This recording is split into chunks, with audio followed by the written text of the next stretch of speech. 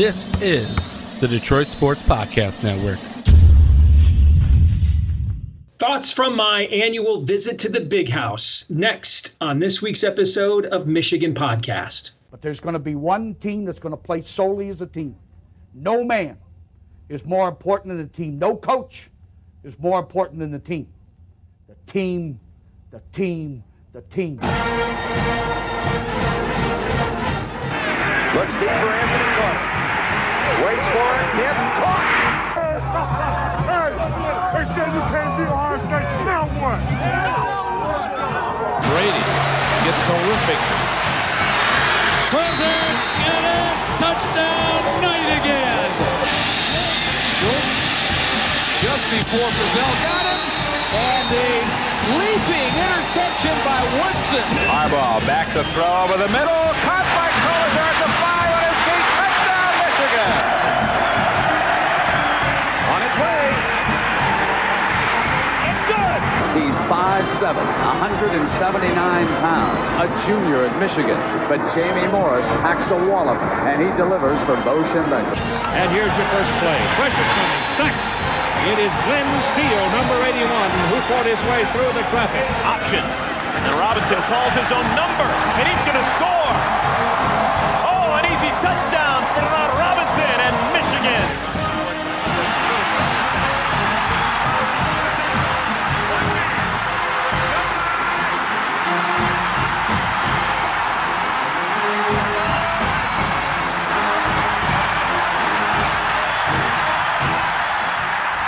Win it.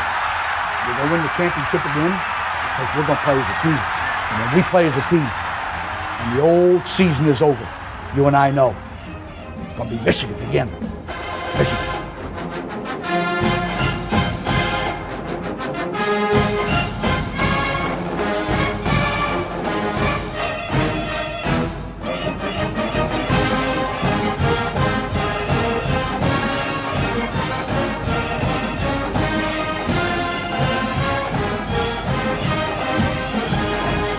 Greetings, I'm Steve Dace. Thank you for being patient on the road for work this week. Nevertheless, had to bring you another episode of Michigan Podcast after being back home in Ann Arbor to see our beloved Michigan Wolverines in person take on the Minnesota Golden Gophers. And I've got some in-person impressions I want to share with you here on this week's episode to lead things off. So let's get it going with some of the thoughts that I had. Number one, this whole game changed when Alex Orji somehow missed Donovan Edwards wide the bleep open down the seam for an easy touchdown. If Orji makes that play, or maybe even throws it to Colston Loveland that he did throw it to earlier than he did, and that play resulted in an interception. But if he makes that play, the game is 31-3, and Michigan is coasting from there, and we're having an entirely different conversation. That's the margins you're dealing with here when you're questionable at quarterback. It's one play here, a throw there. Which brings me to number two. That play was reminiscent of Arkansas State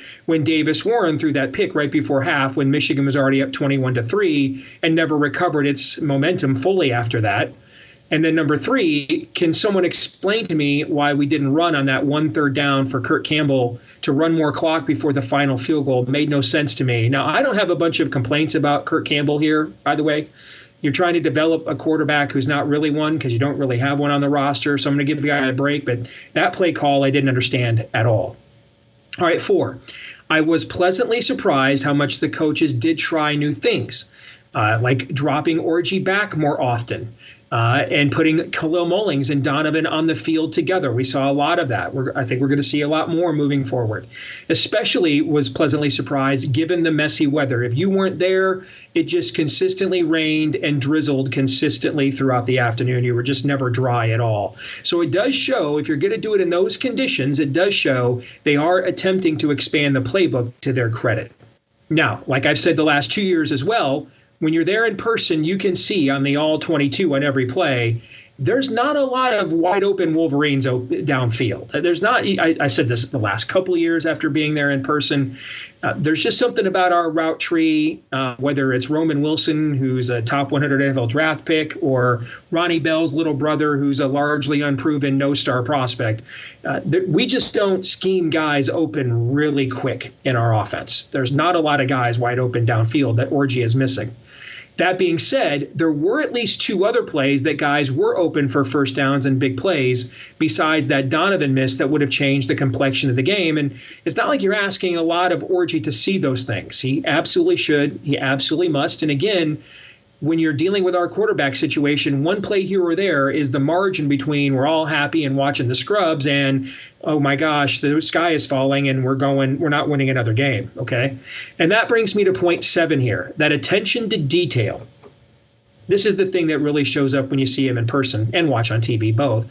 E.g., 30 yards of defensive penalties to give up a cheap touchdown that gave the Gophers confidence, the botched snap late, etc. Those things continue to be an issue. That's youth, both in the roster and in the coaching staff and experience as well. But here's the thing I do like. I did like how the offense responded with that field goal drive to make it a 2-score game again down the stretch in the first quarter or the fourth quarter. That's good culture again. And that kind of brings me to this final thought here, that much of our championship DNA of the last few years is still there. We still play a physical, complementary style of football. We just don't have third and JJ anymore. And that was a big factor. In some respects, we're running the ball better this year than we did last year. And but we are also making the sloppy mental errors that those teams, especially last year's team, simply did not. So how much of that is personnel, youth within the personnel? How much of that is an experience within the coaching staff? And of course, the answer to that question is yes. Now, before we go to Mark Rogers, I want to address the quarterback situation here. Okay. The Jack Tuttle stuff. Stop, please. In the name of Bo and all that is maize and blue holy, stop. All Jack Tuttle has shown in 7 years of college football at 3 schools is a propensity to get injured. He has shown nothing else. He missed all of spring and most of fall camp. Stop with the questions, the call-ins questions on all the podcasts I listen to, the message board questions on all the message boards I frequent. It's like Jack Tuttle has become like a fetish, all right? I mean, go back to asking questions about Reggie Benton. If you don't remember who that is, you're just not as old as me. Kelly Baraka. I'd rather get Kelly Baraka questions than Jack Tuttle questions. Stop it. And on Davis Warren, great kid, great story. Should never have played a down of significant football at the University of Michigan. Just any other school that started a guy who was a walk-on and had like 5 games in high school football and was barely a MAC level recruit, we'd have laughed at them and been right to. Okay. The guy was just a turnover waiting to happen. And it wasn't even just the amount of interceptions, but the turnover-worthy plays that he got away with. You're turning the ball over 1 out of every 4 possessions. Stop. This is the team. The mistake here is that they didn't go to Orji from the outset. And give him games against Arkansas State and Fresno State to build some confidence. Instead, they made a mistake, okay, and wasted a quarter of the season with Davis Warren that was never going to work. Going back to him will not work. Will not work. It's all the same limits of the offense without the running element. That won't work. The goal is actually to have to go more into accepting Orji as quarterback. There needs to be more designed runs, not just scrambles or him escaping the pocket to avoid a sack. There needs to be quarterback counters, quarterback powers. We need to be running more of the plays we ran when Orji was a gadget player. We need to be running more of those. Now, I get it because of what I just said and who's behind him. Well, Steve, what about Jaden Davis? Jaden Davis is a fringe top 100 recruit. And traditionally, those guys are nowhere near being ready to play. And I listened to a podcast with Sam Webb a couple weeks ago. He made it very clear the family doesn't want him to play until he's ready. They don't want him just thrown in there as a necessity. They don't want that. Okay. So this is the team. What we have on the field is the team. And the mistake that was made is not playing Orji now, but not playing Orji from the beginning. So they need to lean more into that moving forward. And what needs to stop is the fetishizing of Jack Tuttle and Davis Warren. And this has been your public service announcement.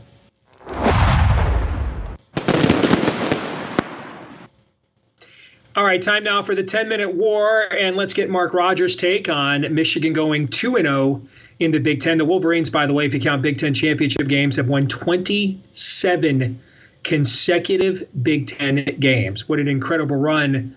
But it just kind of feels to me like it's on the brink of being snapped, given some of the things that I saw last week in person. Some things I liked, some things I did not.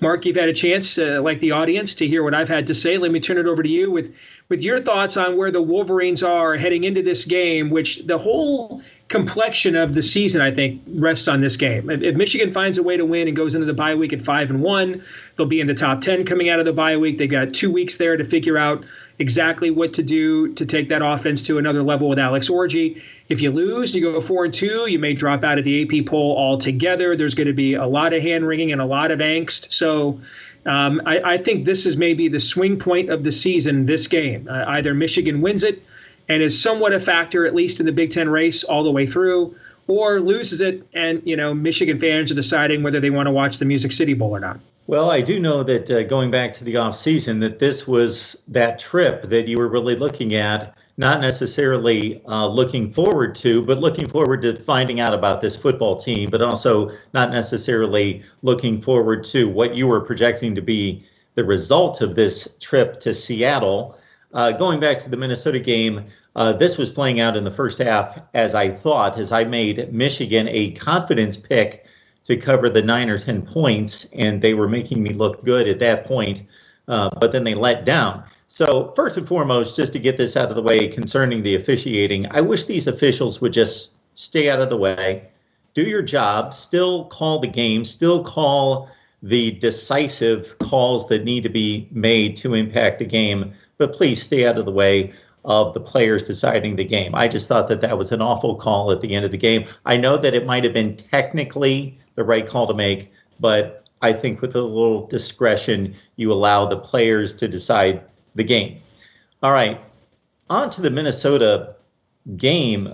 This Minnesota team coming into the Big House gave us no indication that they were anything close to the Minnesota teams that won 11 and then 9 games consecutively, that this is a fairly bad football team that was dominated by Iowa, much more so than what the score would indicate from the second quarter on against the Hawkeyes. At one point in that game I'm watching, and the second quarter on yardage total was something like 220 to 15.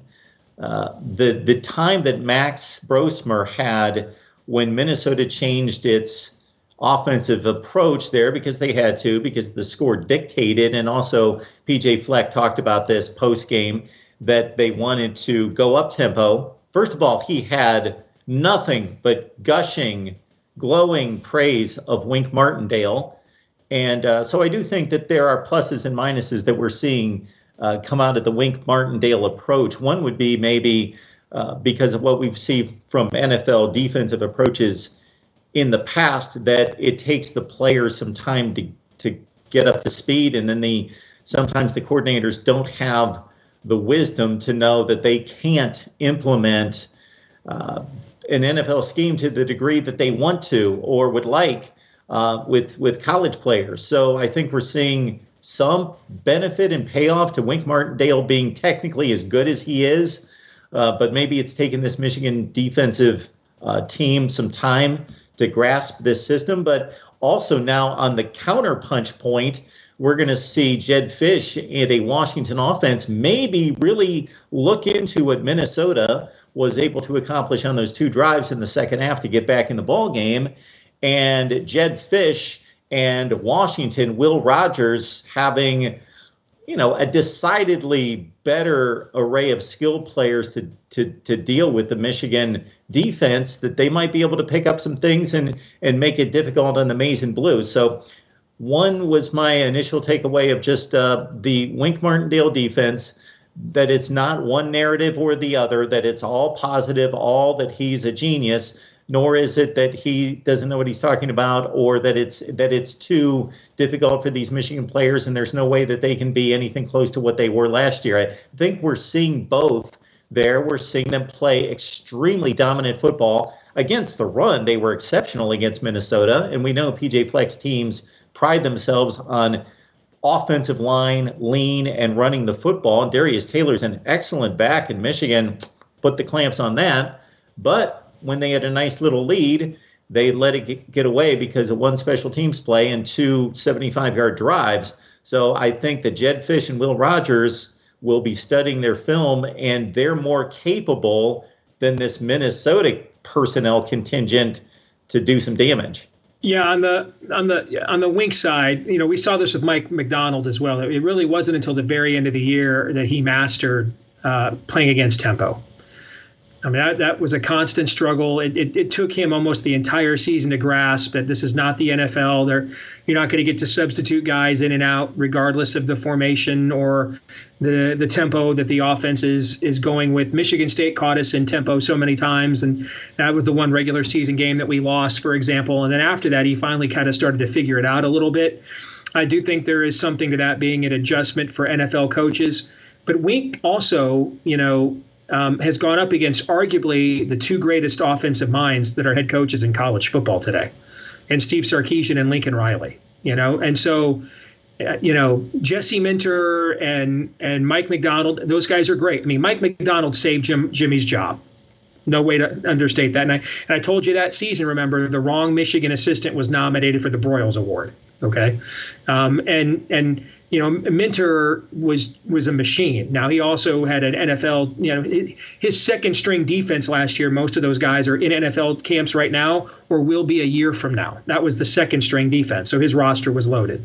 Wing doesn't have that kind of depth. The top line guys are as good as anybody is in defense in college football, but the top line guys are not, that depth is not as good. And he had to right out of the gate face Lincoln Riley and Steve Sarkisian. And you could just see against USC, he learned some things. They tried to stretch us horizontally and find holes. It didn't work as well. And that's the first time in Lincoln Riley's career he's opened a game punting on his first 4 possessions. Never happened, ever. When he was East Carolina, Oklahoma as an OC, Oklahoma as a coach, USC as a coach, never had to start a game 4 straight punts before. I don't have any issues with Wink. I mean, he got 2 stops on USC at the end of the game with Will Johnson not on the field. All right. I mean, I've got no issues where that is concerned. And Michigan, if you watch the game, Michigan played a lot of guys on defense. They're trying to get that second layer of player ready so that they don't have to play Mason Graham 60 snaps against Minnesota before we even get to Oregon and Ohio State. And I think that's a factor in why you're seeing them give up some of these cheesy points at the end of these games to Arkansas State and then also to Minnesota here. The bigger, I don't even really have a problem. I know there's been a lot of complaining about Kirk Campbell's offense. I mean, I don't know why they threw the ball there at the end of the game and then just run and kick a field goal and run out the clock, basically, But again, from the outset, even despite the weather, it was very clear that they wanted to put more on tape with Alex Orji at least being given permission to throw the football before they get into this next layer of Big Ten games, and they're trying to do that.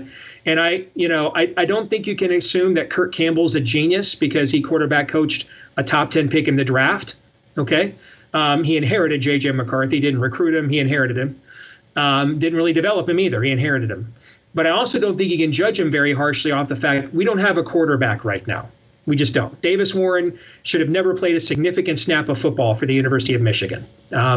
If you're a quarterback and you're no threat with your legs and the offense turns it over 1 out of every 4 possessions, that's why you were a MAC-level recruit and a walk-on, and that's what you should expect from a MAC-level recruit and a walk-on. For every Baker Mayfield story, the other 99.9999% of these guys looks like Davis Warren looked. All right. Jaden Denegal's not any good, and Jaden Davis is not ready. So he was a fringe top 100 recruit, and most of those guys aren't ready to be a starting quarterback coming right out of high school. So we're left with an elite athlete who's not a quarterback, and we got to figure out how to get enough out of him so you don't just completely derail a season when you still have All-Americans littered throughout your roster like Loveland, Graham, Will Johnson, and guys like Josiah Stewart we weren't even talking about that are playing like All-Americans right now. And that's what the coaches have to figure out. And I think that's why this game is so very important. If Michigan can find a way to win, Mark, and it doesn't matter, man, if it's freaking Penn State, Iowa 2002, 3-2, or whatever the hell year that was. It doesn't matter. If they can find a way to win this game and get to 5-1 by any means necessary into the bye week, that will buy them some time to make up for the mistake they made from the outset. They should have just gone with Orji from the outset. And they'd be 3 games ahead of his development right now. Likely the result against Texas is the exact same, but he gets some more opportunities against Fresno State and Arkansas State to develop. And they messed up, all right? If they get to this bye week, though, with the win, then they can those 2 weeks can make up for those 3 weeks that they messed up, right? And get them ready for the rest of the year. If we lose, I can just tell you how the Michigan fan base operates, all right? I'm a little stunned, maybe I shouldn't be, that more people are not, we won the Natty like me. I really don't care, Mark, if they're 4-8 or 8-4. Frankly, if you're not going to make the playoff, you might as well be 4-8. The bowl games mean even less than they meant before, and no one's going to care. But people are already in meltdown mode, like they didn't just watch a national championship 7 months ago. So maybe not only are we better than the Buckeyes as a program right now, maybe we're becoming more like Buckeye fans. Just it doesn't matter how good the season was before. We're just beyond obsessed every year. So you guys maybe won that argument with us too, okay? Because I'm not there. I really don't care what their record is. I just hope everybody is healthy and has a good time. You know, we won the Natty. I'm good. All right. But the fan base and the alumni base is in a meltdown over what they're seeing on offense right now. If we lose this game, I mean, the whole Michigan message boards are basically hymnals to Davis frickin' Warren. Okay. And I mean, like, I didn't realize there were this many members of the Davis Warren family that had accounts on all these Michigan websites. But apparently they're that big of a family. All right. The 2 weeks that they will have to try to develop him, the pressure from the outside will be extraordinary, and I think risks the rest of the season. And that's why I think this game is a major inflection point for the rest of the year for Michigan. And therefore, maybe for Sharon Moore as a coach, Mark, because we're in an era now, if you're coaching at a Michigan or Ohio State in basketball, you'll never be permitted to go 3 years in a row and not make the NCAA tournament. You'll be gone. Okay. And in football, you'll never be permitted to go 3 years in a row and not make the playoff. You'll be gone. Okay. So if they don't make the playoff this year, next year is way more of a rebuilding year. Although I'm told by people who would know that we're going to have a budget to compete with you guys next year. All right. So hopefully that's the case because they got a lot of work to do. They're going to have to really rebuild the roster for next year. So they're going to need all the money they can get. But if you don't make it your first 2 years, you're on the hot seat list of every magazine heading into year 3, and you'll be gone if you go 0 for 3. You know, and so this is a major inflection point, I think, not just for this season, but for the Sharon Moore era, is to figure out some way to get the hell out of Seattle, Washington, where better Michigan football teams than this one have gone and lost, okay, to figure out how to get the hell out of there with a win by any means necessary, to buy yourself some time to develop Alex Orji and make up for the mistake you made at the start of the year, wasting a third of the season, if you're counting camp, on Davis Warren. Steve, how many of these segments have we done at this point? 50, 100, something like that? I should know better. So I have finally learned that when you open your mouth, I got to start writing things down because I'll never remember all the things I want to respond to. I finally learned that today. So I will start with this. First of all, Washington's a pretty good football team. They're not fighting for a Big Ten championship, but they've played enough significant opponents, Washington State, Rutgers, forgetting the other one off the top of my head. Somebody else was decent that they played, Northwestern, I guess. But the other two, that I think we've got a pretty good gauge on what Washington is. Washington they're a 6-6 football team. They're a mid-level. They are the mid-level of the Big Ten. So it's certainly capable of being a loss because I'll go to two things. One that you addressed last week that turned out to be true. One that I addressed last week is a projection toward the rest of the season that already gave us indication that it's true. Yours is that what they need to do with Alex Orji is to just slowly give him 1 or 2 more throws, progressions to go through and build his game. Now, it certainly wasn't pretty this past week against Minnesota, but that's a strong indication of what they did. You know, he was actually lauded for a couple progressions he actually made, and one big one that he didn't, of course, in which he missed a wide open Donovan Edwards and went to Colston Loveland, still could have gotten the ball to him. Even when he was dropped back in the pocket with all that time, the interception he threw with Loveland going down the seam, I was like, throw it. And then he finally let it loose way too late and way far toward the middle of the field and missed what the pattern was calling for and what the coverage was calling for, actually. So, but at least they're following your pattern in regards to this is the only way that they can get some kind of functional passing attack, maybe in the next 4 or 5 weeks, is to work with Orgy a little bit each and every week. The point that I made last week was the positive of what we saw against USC also has a negative. And the positive is you can play, you can walk that tightrope, and you can pull your resources, defense and running game, to your advantage and limit the passing attack and take us back to 1975 and punch up. But you can also punch down or allow a Minnesota to stay in the game as they did this week. So we already got an indication of both of those going forward.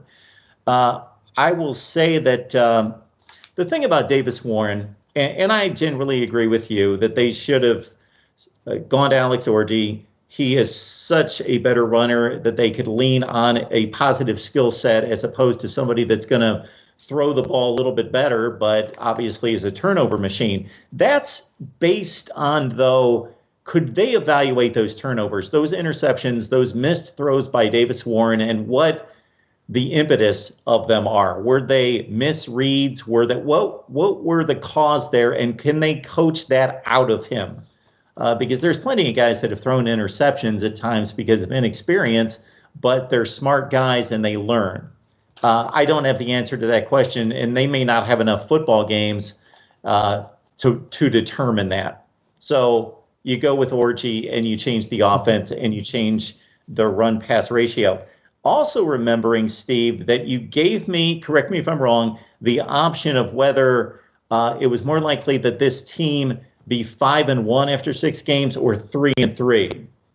Correct? Mm-hmm. Correct. Yeah. 5-1. Yeah, you did. They're going to be 5-1. It's not going to be pretty. It's going to be close, but they're going to be 5-1.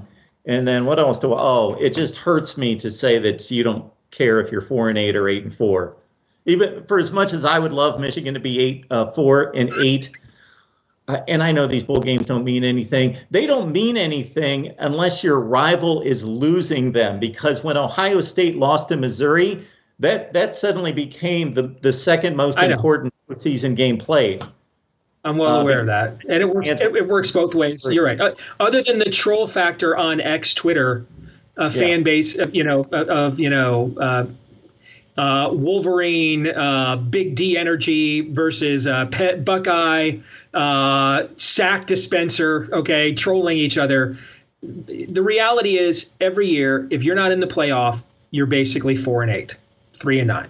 Okay, if you're not ranked in, if you're a power conference team and you're not in the top 11, you're unranked. It doesn't matter if we sit around arguing, am I 12th, am I 23rd? It doesn't matter. If you're not in the top 11, you're unranked. If you're not in the playoff, your season failed. Period. That's the era in which we are now in, and so I don't really care at that point. So I guess that's just one more day of, I guess, if Michigan's in the Music City Bowl, will I watch? Sure, I'm already off that time of year, and I'll probably watch the Music City Bowl no matter who's in it, because I'm off that time of year. Will I care? Not one friggin' flippin' iota. Well, I care. It's basically a spring game against another team, and that's the way you look at it. And that's now where we are. It's playoff or bust every single year, Mark. You're right about that. You are right from a rational standpoint, but there's still a small part of me that goes back to my childhood when it mattered to me, when Ohio State was ranked number 9, and I believe that they should have been number 7. I know. Those were the days, brother. I know. Those were better arguments over the ones we're having now. I agree with that. Good to see you, man. Thank you, Mark. Thanks, Dave. Appreciate it. You bet. All right, this week's X-Poll result, we asked you, does Michigan win its first road game of the season? And the rematch of last year's national title game at Washington, 67% of you said yes. 33% of you said no. I would be on the no. I did not vote yes. So I'm not sure whose vote that is, but it is not mine. That brings us to our feedback of the week. What does that say, Aaron? I forgot. Michigan man and one of my favorite podcasters. Also, I was the one who voted yes, because I grabbed that screenshot from my account. Hello, so everyone. You're the guilty part. That was the most disturbed hello I've ever heard in my life. Hello, everyone. That was great. Oh, my gosh. Thank you, Natty Lou Blue, on behalf of Steve. That's a very nice compliment. Oh, gosh. Our Skype connection is about the quality of a potato, so that's why Steve can't read this. Natty Blue, thank you. And I was rocking, yes, that's the official replica Michigan Rose Bowl jersey there, including the gaudy Rose Bowl patch on the shoulders. I was the only one I saw at Michigan Stadium that had that jersey, and I'm very proud of it. So, because you guys don't want to know how many Homeland Security laws I had to violate to get that jersey. So, thank you to Natty Lou Blue for the kind thoughts. Thank you to Aaron for the extremely unkind hello, everyone. And thank you to Skype for its crappy connection. That'll wrap it up for this week's episode of Michigan Podcast. Don't forget to like, rate, subscribe, share, follow, 5-star review, whichever you do, however you prefer to connect with us. And we would love it if you do those things because it also helps us to connect with even more Michigan fans just like you.